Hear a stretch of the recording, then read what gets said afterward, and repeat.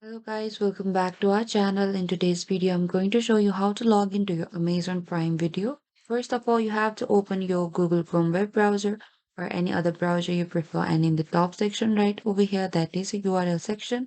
Type down primevideo.com and enter it after you're done.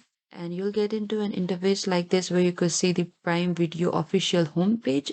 And in this option and over here, that is your profile icon. After going here, you can see the sign in option right over here. Click over here. And in order to log in to your Prime Video, you need to enter your mobile number or email as per your wish. And after that, click on the continue option. And you are also required with your password. And if you have forgotten or lost access to your password, then click on the forgot your password option.